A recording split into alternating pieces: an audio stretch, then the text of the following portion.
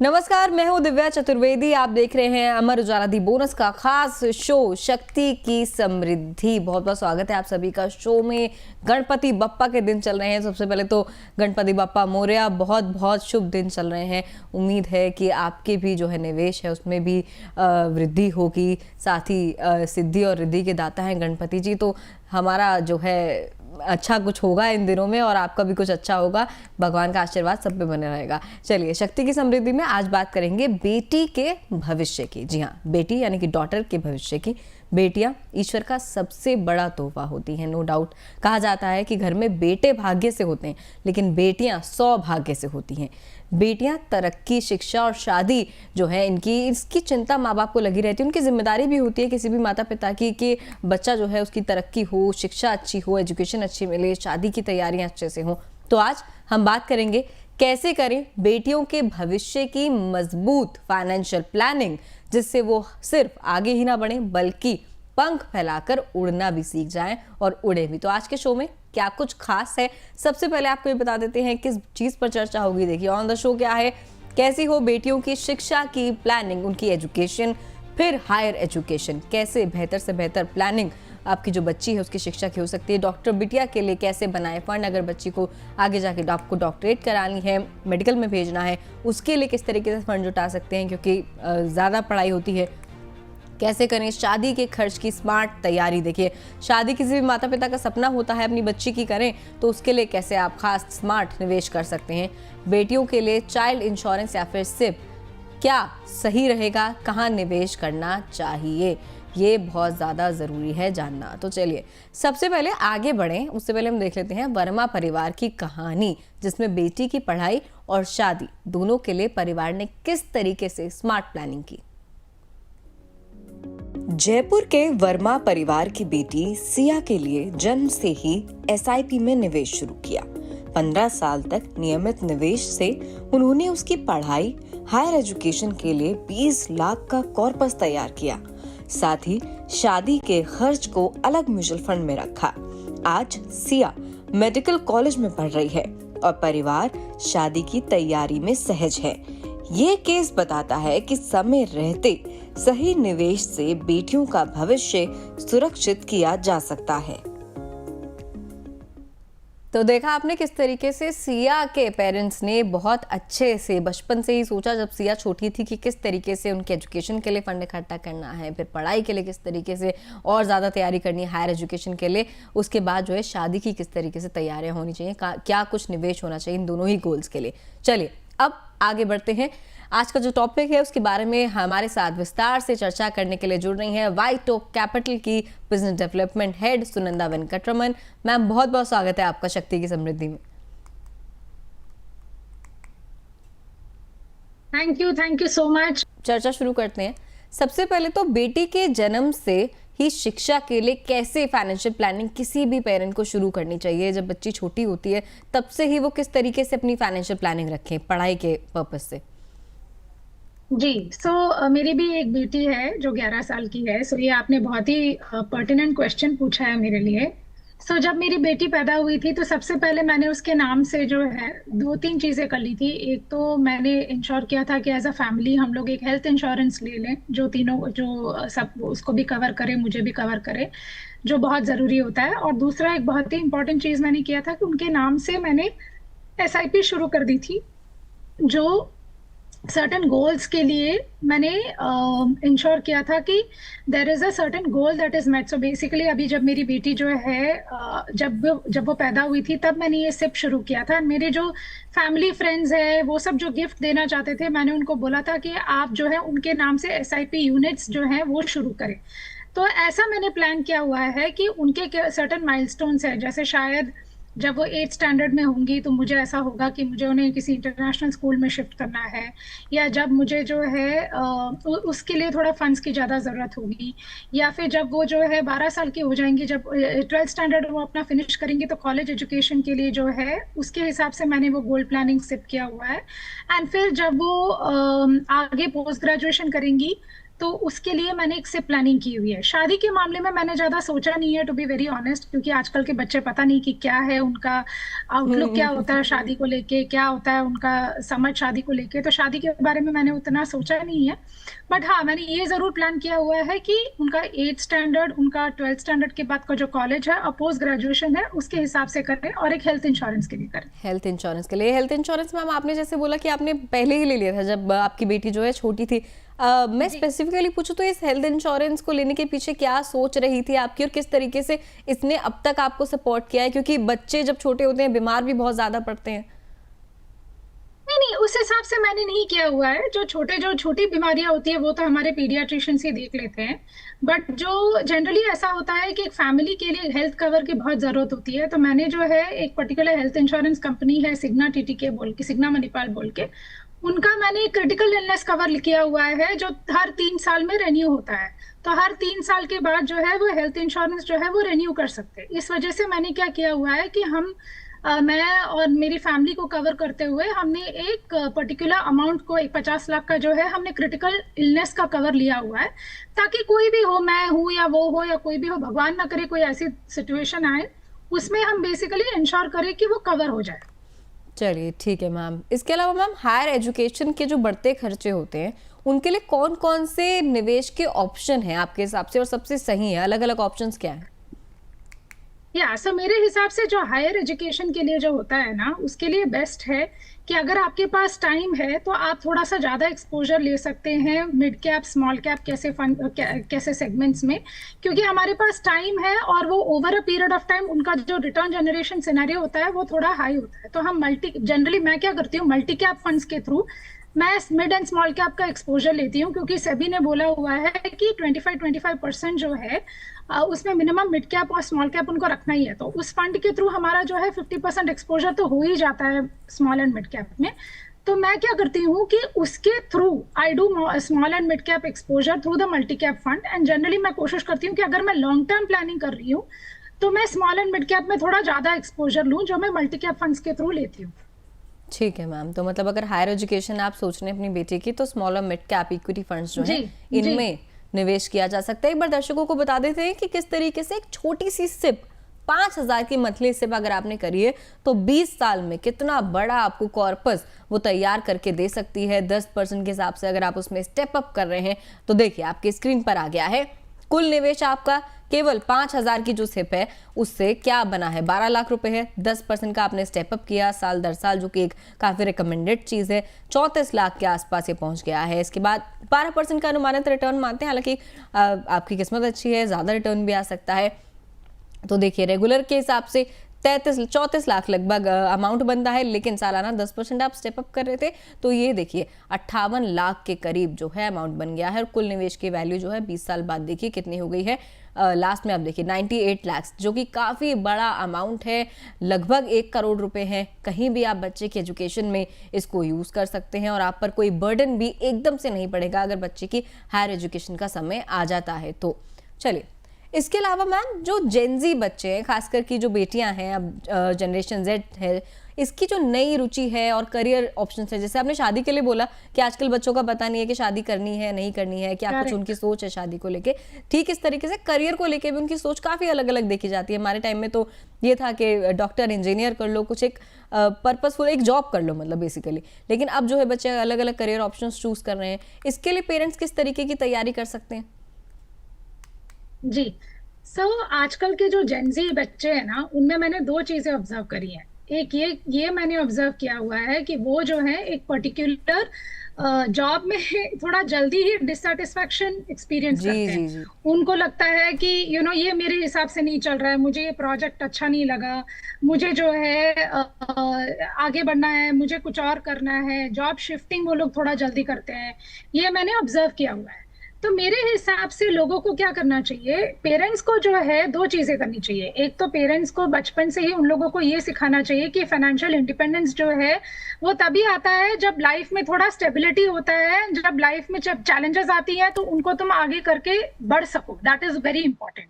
Number 2, ये दूसरी बात ये है दूसरी बात ये है दैट हमारे जो जेंजी जो बच्चे हैं उनके लिए फाइनेंशियल प्लानिंग के लिए आजकल उनका क्या रहता है कि उनको फॉरेन जाना होता है पोस्ट ग्रेजुएशन करने के लिए। जब उनको फॉरेन जाना होता है पोस्ट ग्रेजुएशन करने के लिए, उसके लिए थोड़ा फाइनेंशियल प्लानिंग मेरे हिसाब से पहले से ही कर लेना चाहिए।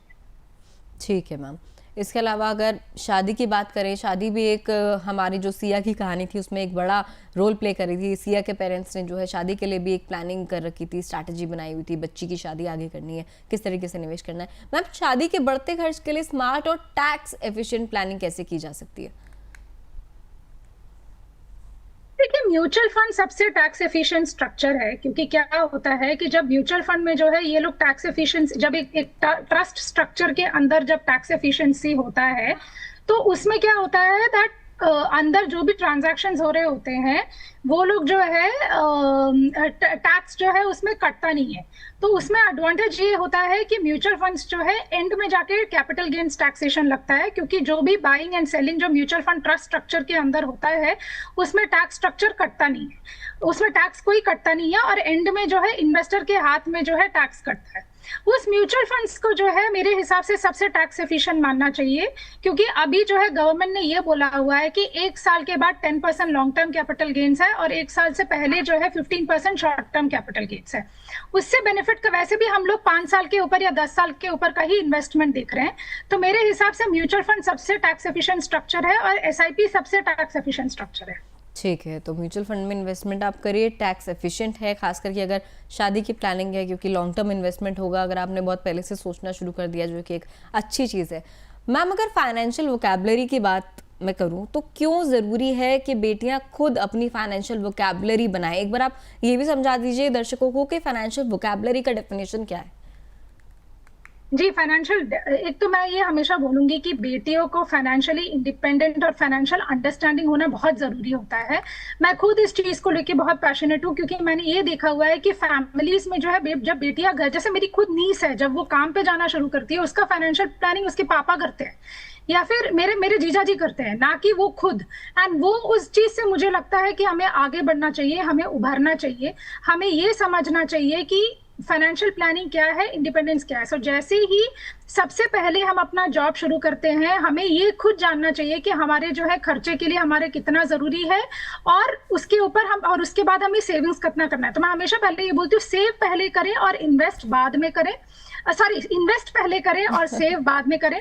तो पहले ये देखें कि मैं अपने सैलरी से, फॉर एग्जांपल अगर मेरा स्टार्टिंग सैलरी 1 लाख है, उसमें से क्या मैं 50% इन्वेस्ट कर सकती हूँ, और बाकी का जो 50% है वो जो है मैं कर सकती हूँ कि मैं उसको जो है अपने एंटरटेनमेंट, अपने जरूरतों के लिए मैं खर्चा करूँ, क्योंकि मैं अभी फाइनेंशियली इंडिपेंडेंट हो चुकी हूँ। बट फाइनेंशियल वोकैबुलरी समझना बहुत जरूरी है। समझना ये कि इन्वेस्टमेंट और सेविंग्स के बीच में डिफरेंस क्या है, समझना ये कि इन्फ्लेशन क्या होता है, उससे ज्यादा जो है कौन सा जो है इन्वेस्टमेंट आपको ज्यादा रिटर्न्स देता है, ये सब समझना बहुत जरूरी होता है। सो फाइनेंशियल वोकैबुलरी बिल्ड करना, इन्वेस्टमेंट्स क्या होते हैं, सेविंग्स क्या होते हैं, एक्सपेंडिचर क्या होता है, इन्फ्लेशन क्या होता है, कंपाउंडिंग क्या होता है, ये सारे टर्म्स, SIP क्या होता है, म्यूचुअल फंड क्या होता है, FD क्या होता है, ये सारे टर्म्स जो है समझना बहुत जरूरी है ना। आपको ये भी आगे उभरना पड़ेगा कि हमारे घर में जो मेल्स है, ऐसा ना हो कि आपके फादर्स और आपके ब्रदर्स ही आपका फाइनेंशियल प्लानिंग कर रहे हैं, आप खुद फाइनेंशियल प्लानिंग करें, वो भी बहुत ज़रूरी है। मतलब अगर आप फीमेल हैं तो आपके लिए और ज़्यादा ज़रूरी हो जाता है कि आपको फाइनेंशियल लेवल पे जो है स्मार्टनेस दिखानी चाहिए, कैसे आपको अपना पैसा निवेश करना है, आपके हाथ में इसका कंट्रोल होना चाहिए। मैम, इसके अलावा एक चीज़ और है, आप कह रही थी कि अगर किसी की 1 लाख सैलरी है तो क्या वो उसका 50% सेव कर सकता है। ऐसे बहुत बार देखा जाता है कि जैसे ही किसी शख्स की सैलरी बढ़ती है तो वो अपना लिविंग स्टैंडर्ड बढ़ा लेता है, लाइफस्टाइल चेंज कर लेता है और खर्चे ऐड हो जाते हैं। उन सब से कैसे बचा जाए? नहीं, आप थोड़ा क्वेश्चन रिपीट कर सकते हैं प्लीज? मैम, जैसे अगर किसी की सैलरी बढ़ती है, सपोज अगर किसी एक्स पर्सन की सैलरी 80,000 थी, फिर वो 1 लाख हुई, 1.5 लाख हुई, उसके साथ साथ लोग अपने लाइफस्टाइल एक्सपेंस भी बढ़ा लेते हैं, मतलब एक्स्ट्रा खर्चे ऐड कर लेते हैं, अननेसेसरी खर्चे। जी, तो चंदा कोचर ने एक बहुत ही सही बात बोली थी। उसने बोला था कि जब तुम्हें इंक्रीमेंट आता है ना, हम क्या करते हैं, हम नेक्स्ट बड़ी गाड़ी ले लेते हैं, या हम थोड़े बेटर रेस्टोरेंट्स में जाके खाना खाना शुरू करते हैं, इससे ना हो, या फिर हम थोड़े बेटर मॉल्स में जाके कपड़े पहनना शुरू करते हैं। वो ना करके जरूरी ये है कि हम क्या करें, दैट हम जो है वो जो एक्स्ट्रा इनकम है उसको हम इन्वेस्ट करना शुरू करें। तो हमारे फॉर एग्जांपल अगर हमारे मंथली इनकम 1 लाख रुपीस है और अगर इंक्रीमेंट के बाद हमारा 1,20,000 या 1,30,000 आना शुरू करता है, तो वो जो 1 लाख रुपीस है उसके ऊपर जो 20,000 आता है वो हम खर्चा ना करके, हो सकता है कि हमने बहुत मेहनत की है, उसमें से 10,000 रुपीज खर्चा करके बाकी का जो 20,000 है उसको हम इन्वेस्ट करें। और उसको जो है हम जिसमें भी हो, जैसे जैसे मैंने बोला था SIP हो सकता है, किसी और इन्वेस्टमेंट टूल हो सकता है, उसमें हम डालना शुरू करें ताकि हमारा जो है सेविंग्स जो है वो कंपाउंड होता रहे। मैं आपको बोलती हूँ करियर के शुरुआत में जो हम इन्वेस्टमेंट्स करते हैं उसका हमें बेनिफिट हमारे रिटायरमेंट में जाके पता चलता है, क्योंकि उसका जो कंपाउंडिंग बेनिफिट होता है वो फिनोमिनल होता है। उससे ज्यादा मतलब हमारे पास जो सबसे बड़ा फंड मैनेजर SIP में होता है, इन्वेस्टमेंट्स में होता है टाइम। एंड जब आप करियर में जो है शुरुआत करते हैं, आपके पास जो एक ही चीज होती है वो होती है टाइम।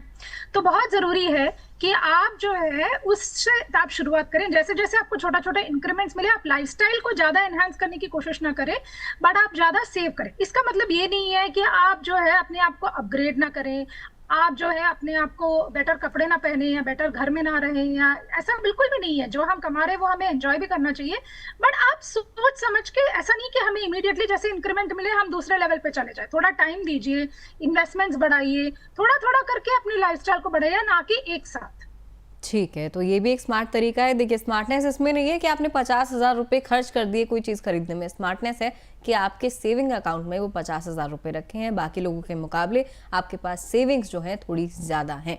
चलिए, बहुत सारे लोगों के सवाल हमारे पास आते हैं अमर उजाला दी बोनस के अलग अलग प्लेटफॉर्म से। मैम आपके साथ बातचीत जारी रखेंगे, लेकिन धीरे धीरे करके जो है इन कॉलर्स के जो क्वेश्चन है उनको भी टैकल करते हैं। सुधा अग्रवाल जी हैं, हमारी जयपुर से व्यूअर हैं, इन्होंने सवाल भेजा है।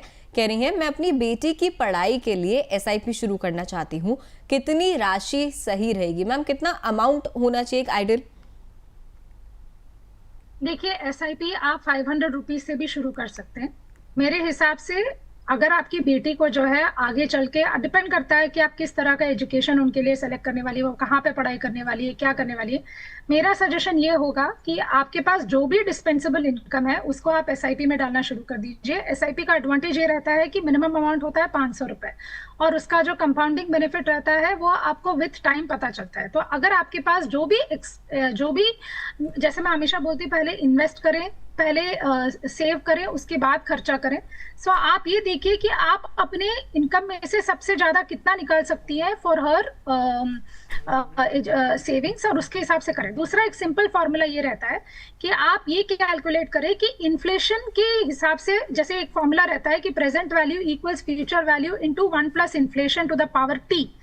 इसका सिंपल कॉन्सेप्ट ये है कि आज का पैसा 10 साल के बाद इन्फ्लेशन मिला के कितना होगा। जैसे पिछले 10 साल पहले जो 100 रुपए का वैल्यू था आज नहीं है, जो हम 100 रुपए में 10 साल पहले खरीद सकते थे वो हम नहीं खरीद सकते। तो इन्फ्लेशन आपके रुपये को वैल्यू को डिप्रिशिएट करता रहता है, इसलिए आप इन्फ्लेशन को उसमें जो है इनकॉर्पोरेट करके आप एक स्पेसिफिक एक फॉर्मूला लगा के एक बैकवर्ड कैलकुलेशन कर सकती हैं कि अगर आज का जो है कॉलेज एजुकेशन 1 लाख या 4 लाख या 10 लाख का खर्चा होता है, तो वो 10 साल के बाद वो 10 लाख का खर्च, 10 साल का वैल्यू क्या है, वो मेरे हिसाब से कम डबल हो जाएगा या 20 लाख हो जाएगा।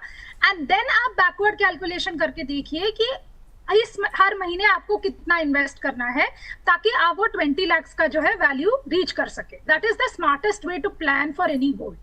चलिए ठीक है, मुझे लगता है ये आपने बहुत ही मैम अच्छे से सिंपलिस्टिक वे में और अच्छे से एलैबोरेट करके बताया है, तो इनको समझने में भी आसानी होगी। इसके अलावा अनुज प्रधान रोहतक से हैं व्यूअर हमारे, कह रहे हैं बेटी के हायर एजुकेशन और शादी दोनों को कैसे अलग अलग प्लान कर सकते हैं? मैम अगर दोनों के लिए अलग अलग निवेश शुरू करना है तो कहाँ कहाँ हो सकता है निवेश? एक्चुअली दोनों को अलग अलग निवेश करने की जरूरत ही नहीं है, डिपेंड करता है कि आपके पास कितना टाइम है दोनों चीजों के लिए। अगर आपके पास जो है हायर एजुकेशन के लिए 3-4 साल ही बचे हुए हैं तो मेरे हिसाब से हाइब्रिड फंड्स बेटर ऑप्शन होंगे rather than pure equity funds. अगर आपके पास लंबा टाइम है, जैसे आपके पास 5 साल के ऊपर का टाइम है, तो प्योर इक्विटी फंड्स जो है वो अच्छा होगा। Same would be the case with शादी ऑल्सो। अगर डिपेंड करता है कि आपके पास उस पर्टिकुलर गोल के लिए टाइम कितना है, टाइम के हिसाब से आपको प्लानिंग करनी पड़ेगी। अगर आपके पास 3 साल के नीचे का टाइम है तो हाइब्रिड फंड्स बेटर है। आपके पास अगर 1 साल के 1 साल के नीचे का टाइम है तो डेट डेट फंड्स बेटर है। अगर आपके पास 5 साल के ऊपर का टाइम है तो इक्विटी फंड्स बेटर है। मेरे हिसाब से आपको टाइम के हिसाब से ना जाना पड़ेगा इस पर्टिकुलर चीज। ठीक है, तो मतलब आपको कितने समय के लिए निवेश करना है, आपका गोल कितना दूर है, जी ये डिसाइड करेगा कि आपको कौन सी कैटेगरी ऑफ एमएफ यानी कि म्यूचुअल फंड चुनना चाहिए। चलिए, रीना दुबे मुजफ्फरपुर से पूछ रही है, बेटियों की शिक्षा फंडिंग के लिए एसआईपी, गोल्ड या एफडी, इनमें से कौन सा बेहतर ऑप्शन है? मैम, बहुत सारे लोग होते हैं जो एसआईपी, म्यूचुअल फंड्स वगैरह में जो है कुछ खासा हमने देखा इंटरेस्ट नहीं लेते, उनके लिए अभी भी गोल्ड या एफडी या फिर आरडी कह लीजिए, ये उन्हें सेफेस्ट ऑप्शंस लगते हैं। मैम, कौन सा बेहतर होगा अगर एजुकेशन पर्पस से देख रही है तो बेटी की? देखिए, FD is not a very tax efficient option, क्योंकि एफडी में क्या होता है कि टैक्स आपके इनकम स्लैब के हिसाब से लगता है और वो काफी टैक्स इनएफिशिएंट ऑप्शन है और उसके जो रिटर्न्स है वो इन्फ्लेशन को भी बीट नहीं कर पाते हैं। तो मेरे हिसाब से FD is not a good option. Gold और एसआईपी के बीच में अगर हम बात करें तो gold is a very good option for your portfolio investment. कम से कम 10% of your portfolio investment should be in gold and 90% of your investment should be in other investments, जैसे आपका इक्विटी हो गया, डेट हो गया, एक्सेट्रा। तो अगेन मैं ये वापस बोलूंगी कि अगर आपके पास शिक्षा, अगर उनके हायर एजुकेशन के लिए टाइम है और अगर आपको ऐसा, जैसे कई बार ऐसा होता है कि हम चाहते हैं कि हम इन्वेस्ट करें और हर महीने जो है, हर साल जो है, हम थोड़ा थोड़ा पैसा निकालें टू पे द स्कूल फीस एक्सेट्रा, तो म्यूचुअल फंड्स में एक बहुत ही अच्छा तरीका है जिसमें आप एसआईपी कर सकते हैं एंड उसके बाद आप एसडब्ल्यूपी ऑप्शन अवेल कर सकते हैं। तो एसडब्ल्यूपी के थ्रू आपको जो है मंथली एक पर्टिकुलर इनकम आपके अकाउंट में आता रहेगा which you can use for funding that girls your child's fees और चाइल्ड्स एजुकेशन। तो अगर आप रेगुलर स्कूल फंडिंग के लिए सोच रहे हैं तो आप ये कर सकते हैं। अगर आप जो है थोड़े लंबे समय के बाद कॉलेज एजुकेशन या एमबीए एजुकेशन के लिए सोच रहे हैं तो आप लंबे समय के लिए एक एसआईपी कर सकते हैं और उस एसआईपी में भी आप 10% एक्सपोजर गोल्ड के थ्रू ले सकते हैं इन ईटीएफ्स एंड इन गोल्ड। चलिए, ठीक है मैम। इसके अलावा बाकी दर्शकों को बता देते हैं वो किस तरीके से अपने सवाल हमारे साथ साझा कर सकते हैं, कैसे शेयर कर सकते हैं। तो देखिए, जो व्हाट्सएप नंबर है दी बोनस का, वो आपके लिए हमेशा ओपन रहता है। इस पर आप कभी भी शक्ति लिखकर अपना सवाल हमें व्हाट्सएप कर सकते हैं। 9354027995 ये नंबर आपके लिए 24 घंटे खुला है। जब भी आपके मन में कोई सवाल आए, कोई दुविधा आए, तो तुरंत हमें इस नंबर पर व्हाट्सएप आप कर दीजिए। चलिए, अब चलते हैं हमारी सहयोगी अंजलि के पास, जो बता रही हैं कि बेटी की उम्र के साथ कैसे फाइनेंशियल प्लानिंग और स्ट्रैटेजी में आपको चेंजेस यानी कि बदलाव करने चाहिए। शुक्रिया दिव्या। और देखिए, बहुत ज़्यादा ज़रूरी हो जाता है कि अगर आपकी बेटी है तो शुरू से ही उसकी फाइनेंशियल प्लानिंग आप शुरू कर दें, ताकि भविष्य में जब वो बड़ी हो जाए तो उसके लिए कोई प्रॉब्लम ज़्यादा क्रिएट ना हो। और फाइनेंशियल प्लानिंग अगर आप करेंगे तो ये आपके लिए बेहतर होगा। लेकिन आप करेंगे कैसे, ये उम्र वाइज जान लेते हैं कि बच्ची की उम्र अगर 0 से 5 साल है तो आपको किन बातों का ध्यान रखना होगा। देखिए, बेटी को फैमिली फ्लोटर पॉलिसी में आपको शामिल करना है। हेल्थ पॉलिसी अगर आपने ले रखी है तो आप उसमें बेटी को शामिल कर दीजिए। इसके अलावा अगर पेरेंट्स ने टर्म इंश्योरेंस ले रखा है तो ये भी उसके भविष्य को सुरक्षित करता है, ये भी आप ध्यान में रखिए। इसके अलावा अगर बात करें, आपको इमरजेंसी फंड देखिए रखना है। इमरजेंसी फंड आपकी बच्ची के लिए काम आएगा और कम से कम इसमें जो गैप रखें आप 6 से 12 महीने का आप रख सकते हैं। इमरजेंसी फंड आपकी बच्ची के लिए काम आएगा भविष्य में। इसके अलावा आप एसआईपी करवा सकते हैं। इक्विटी म्यूचुअल फंड में 500 रुपये, चूंकि ये बहुत कम अमाउंट है, इससे आप धीरे धीरे करके आप इन्वेस्ट कर सकते हैं। जितनी छोटी राशि आप रखेंगे शुरुआत में उतना ही ज़्यादा बेहतर आगे रिटर्न मिलेगा। इसके अलावा देखिए, 5 से 15 साल की अगर उम्र हो जाती है बच्ची की, उस दौरान आपको क्या करना है वो भी जान लीजिए। इक्विटी म्यूचुअल फंड में एसआईपी अगर आप कर रहे हैं तो देखिए, पढ़ाई और कॉलेज खर्च के लिए ये जो पूरा प्रोसेस है वो तैयार हो जाएगा, ताकि भविष्य में काम आएगा। इसके अलावा पीपीएफ या सुकन्या समृद्धि योजना जो है, देखिए गवर्नमेंट की योजना है, अगर आप इसमें शुरुआत से ही निवेश करते हैं, इन्वेस्ट करते हैं, तो इससे काफ़ी ज़्यादा सहूलियत हो जाएगी, काफ़ी ज़्यादा ये फ्यूचर में रिटर्न देगा, क्योंकि इसमें टैक्स बचत के साथ सुरक्षित ग्रोथ मिलती है। जैसे जैसे ये बढ़ता जाएगा वैसे वैसे इसमें ग्रोथ भी मिलती जाएगी। इसके अलावा चाइल्ड एजुकेशन फंड भी आपको तैयार करना है बच्ची के लिए। लक्ष्य आधारित चाइल्ड स्कीम में आप निवेश कर सकते हैं। इसके अलावा आप सलाह भी इसकी ले सकते हैं। स्किल इन्वेस्टमेंट भी करनी है। मान लीजिए अगर आपकी बच्ची है और उसको किसी दूसरी चीज़ में रुचि है, उसी के हिसाब से आप ट्रेनिंग दे सकते हैं और इसके अलावा कोर्सेज में निवेश कर सकते हैं। उनसे बता सकते हैं कौन से कोर्स भविष्य में लेने चाहिए और इसके अलावा उसका इंटरेस्ट किस में है। इन सब बातों का भी ध्यान आपको ही रखना है। इसके अलावा देखिए, अगर मान लीजिए आपकी बच्ची भविष्य में शादी की उम्र उसकी हो जाती है तो गोल्ड ETF में आप निवेश कर दीजिए, शुरुआत से ही इसे करना शुरू कर दीजिए ताकि भविष्य में ये उसके बेहतर फ्यूचर के लिए काम आ सके। इसके अलावा अगर हम बात करें, देखिए 15+ यानी कि 15+ अगर आपकी बच्ची हो गई है तो किन बातों का आपको ध्यान रखना है वो भी जान लीजिए। SIP और जैसा कि हमने अभी बात की सुकन्या समृद्धि योजना की, इसमें कॉर्पस हायर एजुकेशन में ये काम आएगा अगर आपने शुरुआत से ही इसको ले रखा होगा तो, इसमें आपने निवेश कर रखा होगा तो।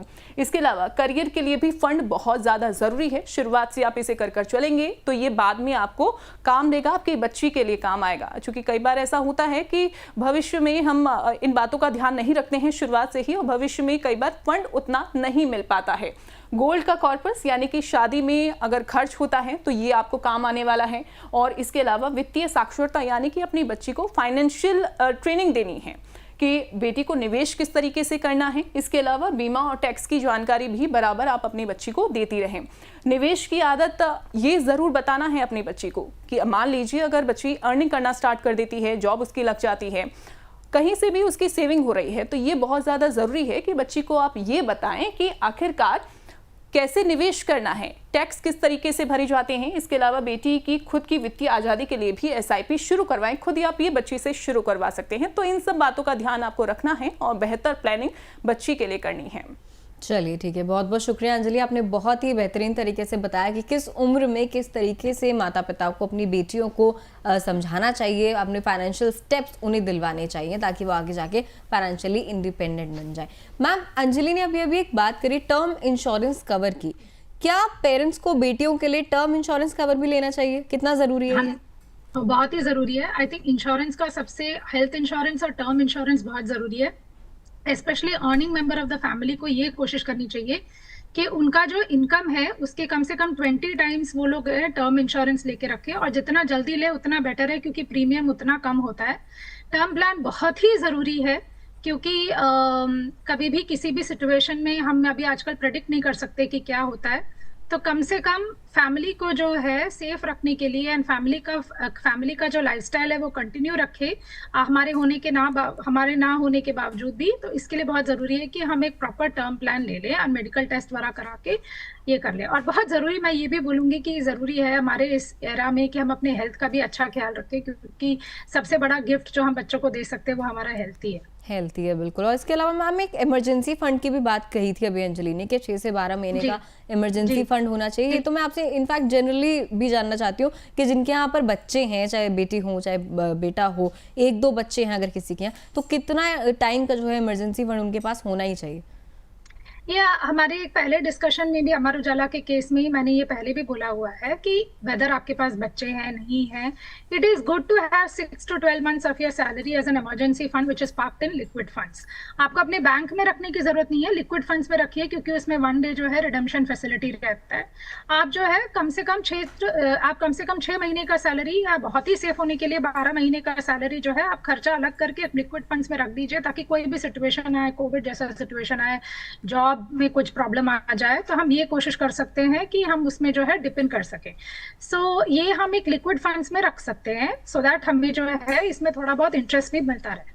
चलिए ठीक है, मतलब टर्म इंश्योरेंस अगर ले रहे हैं तो कम से कम 20 टाइम्स अपनी इनकम का लेके चलें। इसके अलावा अगर इमरजेंसी फंड आपको जुटाना है तो लिक्विड फंड में अपना पैसा पार्क कर सकते हैं ताकि आपको तकलीफ नहीं होगी, पैसे आपको जब भी इमरजेंसी में निकालने हैं आप निकाल भी सकते हैं, इसमें जो है अच्छी लिक्विडिटी आपको मिल जाती है। इसके अलावा कुछ व्यूअर्स और हैं, कुछ कॉलर्स और हैं, उनके सवाल भी लेने की कोशिश करते हैं। प्रीति प्रजापति मुंबई से सवाल भेज रही हैं, कह रही हैं मैं बेटी की पढ़ाई के लिए एजुकेशन लोन लेना चाहती हूँ, क्या ये सही रहेगा? मैम क्या आपकी सलाह रहेगी इस पर?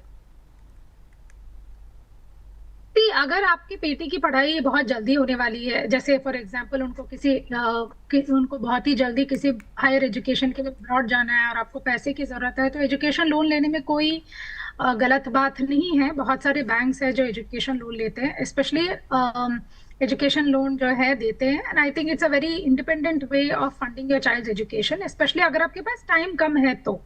अगर आपके पास टाइम है तो अदर तरीके हैं जिससे आप पैसा जो है ग्रो करके आप जो है पैसा जो है कलेक्ट कर सकती हैं। मेरे हिसाब से जो है ये जो पर्टिकुलर एजुकेशन लोन है ये आपको इमरजेंसी में ही करना चाहिए जब आपके पास टाइम नहीं है और कोई और ऑप्शन नहीं है। ठीक है मैम। इसके अलावा जालंधर से अमित ग्रोवर हैं, सवाल भेज रहे हैं, कह रहे हैं बेटियों के लिए बीमा कंपनी की चाइल्ड स्पेशल पॉलिसी लेना कितना ठीक रहेगा। मैम इस पॉलिसी के लिए क्या सलाह है आपकी? देखिए, इंश्योरेंस प्लान मेरे हिसाब से केवल टर्म इंश्योरेंस के लिए करना चाहिए, इन्वेस्टमेंट के लिए नहीं करना चाहिए, क्योंकि इंश्योरेंस इन्वेस्टमेंट नहीं होता है, इंश्योरेंस एक लाइफ पॉलिसी होती है।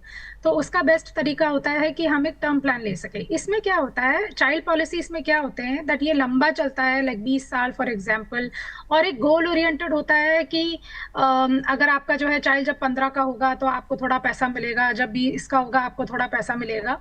मेरे हिसाब से term plan plus SIP combination ये थोड़ा बेटर करता है, rather than going through a child plan through insurance companies, जो आपसे मोर्टेलिटी चार्ज और हायर कॉस्ट लेते हैं, तो आपका पैसा जो है कम वर्क करता है। तो I am not a big fan of these kind of plans. I feel it is better to do a term plus SIP combo.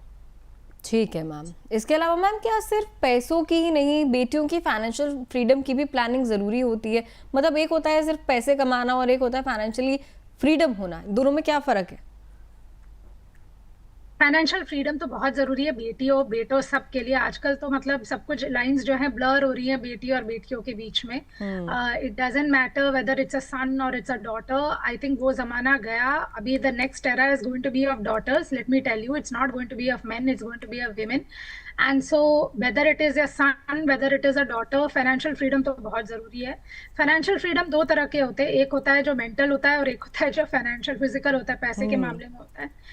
Our job as parents, in my opinion, is to give them good education and good values. Beyond a point of time, they have to be financially independent also to be able to manage themselves. And I think that value हमें देना बचपन से बहुत जरूरी है। आजकल मैं बहुत देख रही हूँ कि बच्चे आजकल के Gen Z के जो बच्चे हैं ना, beyond a point of time are still dependent on their parents. And I think that is something that we need to avoid. पैसे का वैल्यू, पैसे का समझ, ये सब बहुत पहले से समझाना जरूरी है। एंड वैल्यू ऑफ मनी, खर्चा कितना करना चाहिए, सेविंग्स कितना करना चाहिए, ये बचपन से बहुत समझाना बहुत ज़्यादा ज़रूरी है। That is number 1। Number 2, financially जो है उनको जो है जैसे मैं अपनी बेटी को हमेशा ये बताती हूँ, she is very careful, like when she goes to shop she is very careful. वो हमेशा प्राइस टैग देखती है और पूछती है ये मैं खरीद सकती हूँ क्या। I don't want, for me that is a very big happiness, because I want to ensure that she is aware कि खर्चा कितना हो रहा है, वेदर इट इज़ रिक्वायर्ड और not. You should be able to think twice about it. So ये तो चलो थोड़ी फिलोसफिकल बातें होंगी, बट फाइनेंशियल फ्रीडम मेरे हिसाब से उनको एक अच्छा एजुकेशन देना, उनको एक अच्छा वैल्यू सिस्टम देना, और उनको ये खुद से समझाना कि फाइनेंशियल प्लानिंग क्या होता है, ये असली फाइनेंशियल फ्रीडम है। फाइनेंशियल फ्रीडम का मतलब ये नहीं होता है कि हम उनके जो है हम अपनी ओल्ड एज में भी उनकी जो है देखभाल करते रहें। That is not financial freedom, but of course we have to make sure that they are well protected. Term insurance रखें ताकि जब तक वो कमा ना रहे हो, हमारे में कुछ हो जाता है तो they are well taken care of. That and all is very important till they can be financially independent. उनका ध्यान रखना हमारी जिम्मेदारी है। तो I think term insurance, SIPs, plans, these plans are health insurance, these all ensure that they are well taken care of till they are financially independent. ठीक है। और एक बात आपने बहुत अच्छी कही कि मेंटली और फिजिकली दोनों तरीके से आपको फाइनेंशियल फ्रीडम की समझ होनी चाहिए, पैसे की समझ होनी चाहिए, किस तरीके से उसे मैनेज करना है, कितना सेव करना है, कितना इन्वेस्ट करना है, कितना खर्च करना है। इसके अलावा ma'am girl child education funds जो हैं इंडिया में कितने पॉपुलर हैं? ये एक गवर्नमेंट ने एक शुरू किया था सुकन्या समृद्धि बोल के, जो एक अच्छा प्लान था। वो अभी it's no longer available. That was a very good plan that was announced by the government, जिसमें मेरे को ये अच्छा लगा था कि क्या कई बार ऐसा होता है, it was a very high interest rate plan, and कई बार टैक्स फ्री भी दिया हुआ था। कई बार ऐसा होता है कि हम लोग इसमें इन्वेस्ट करते हैं, अगर कोई बच्चा होता है, स्पेशली लोअर इनकम फैमिलीज में क्या होता है, वो ऐसे प्लान्स में इन्वेस्ट करते हैं एंड उसके बाद they don't allow you to they start taking out the money. But इसमें जो है जब तक बच्चा 18 का नहीं हो जाता तब तक निकालना is not allowed. So that is I think a very good, that is I think a very very good way of ensuring कि वो जो है that was a very good plan. अभी I am not aware of any more girl plans. I think Sukanya Samriddhi बंद हो चुका है, it is no longer available. So there is no other government plans which have been organized, but there are many benefits that have been organized for women. जैसे अगर for example कोई घर खरीद रहा हो for women, of course ये तो बहुत दूर की बात है, that women if they are buying a house उनको registration cost कम रहता है, वो सब चीज़ें छोटी छोटी चीज़ें जो है अलाउ की गई है। But Sukanya Samriddhi was a very good plan. I think अगर गवर्नमेंट फिर से वो अनाउंस करेगी तो ज़रूर हम सबको उसमें जो है भाग लेना चाहिए, because it was high interest and no tax. So girl benefit के लिए जो प्लान्स जो हैं, जो भी गवर्नमेंट अनाउंस करती है, वो I think are very very efficient, very good, and definitely we must participate in it. ठीक है मैम, चलिए बहुत ही बेहतरीन तरीके से आज हमारी चर्चा हुई है, काफ़ी पॉइंट्स हमें सीखने को मिले हैं। हायर एजुकेशन के लिए अगर आप बेटी की सोच रहे हैं, mid and small cap funds में आप निवेश कर सकते हैं, लंबे समय का आपको एक दायरा मिल जाता है। इसके अलावा अगर आपके बच्चे जेनजी हैं, जनरेशन जेड में आते हैं या फिर उसके बाद की जनरेशन में आते हैं, तो उन्हें थोड़ी सी स्टेबिलिटी भी सिखाई है। जैसे कि मैम ने कहा, तुरंत जॉब स्विच करना भी कोई बहुत अच्छी चीज़ नहीं है। साथ ही शादी के लिए प्लानिंग कर रहे हैं, म्यूचुअल फंड आपके लिए अच्छा ऑप्शन हो सकते हैं, गोल्ड में निवेश भी अच्छा ऑप्शन हो सकता है, लेकिन टोटली आपको एक ही गोल्ड में ही डिपेंडेंट नहीं हो जाना है, और भी जरिए हैं निवेश के जो आपको बेहतर रिटर्न दे सकते हैं। इसके अलावा ma'am, just to sum up the show, financial planning शुरू करनी किसी को भी अपनी बच्ची की, पहला स्टेप क्या ले? वो पहला स्टेप, आप सबसे पहले जो है, जैसे ही बच्चा पैदा होता है, आप दो चीजें करिए। एक तो उनके नाम से SIP शुरू कर दीजिए, जितना आपके पास एक्स्ट्रा सेविंग्स है, एंड आपके पास जो रिलेटिव्स आते हैं, जो फ्रेंड्स आते हैं, आप उनको बोलिए कि SIP यूनिट्स गिफ्ट करें। ये जो हमें जो ब्लैंकेट्स मिलते हैं, हमें जो वो सब मिलता है, वो सब थोड़ी देर बाद you don't use it, but that same amount of money you put in a mutual fund over a period of time will give you a lot of benefit. तो मैं तो वही, I have done that only for my niece and nephew. I have given them SIP as a gift. So I think that is what we should do. So, and that is what we should ask our friends also to do. So शुरू करिए, start it. That is what is important. चलिए ठीक है ma'am, बहुत बहुत शुक्रिया आज की चर्चा में हमारे साथ जुड़ने के लिए और लोगों को समझाने के लिए कि किस तरीके से वो अपनी घर की बच्चियों की, बेटियों की एक अर्ली प्लानिंग करें फाइनेंशियल तौर पर, चाहे शादी के लिए हो, शादी से पहले एजुकेशन के लिए हो। बहुत ज़्यादा ज़रूरी है, जितना अर्ली आप स्टार्ट करेंगे उतना बेहतर आप कॉर्पस इकट्ठा कर पाएंगे किसी भी यूज़ के लिए। मैम बहुत बहुत धन्यवाद आज की चर्चा में जुड़ने के लिए। Thank you so much and wish you a very happy Ganesh Chaturthi. Same to you ma'am, once again. चलिए, तो आपने देखा कि बेटियों के भविष्य को सुरक्षित बनाने के लिए फाइनेंशियल प्लानिंग कितनी ज़्यादा ज़रूरी है। एजुकेशन हो या शादी, सही समय पर सही निवेश ही आपकी बिटिया की समृद्धि की कुंजी है। देखते रहिए शक्ति की समृद्धि सिर्फ अमर उजाला दी बोनस पर। ऐसे ही और तमाम इंटरेस्टिंग टॉपिक्स के साथ हम आपके साथ जुड़ते रहेंगे। आप अगर कुछ एक विशेष टॉपिक पर चर्चा चाहते हैं तो वो भी हमें कमेंट सेक्शन में लिख सकते हैं, उस पर भी हम आपके लिए खास शो लेकर आ जाएंगे।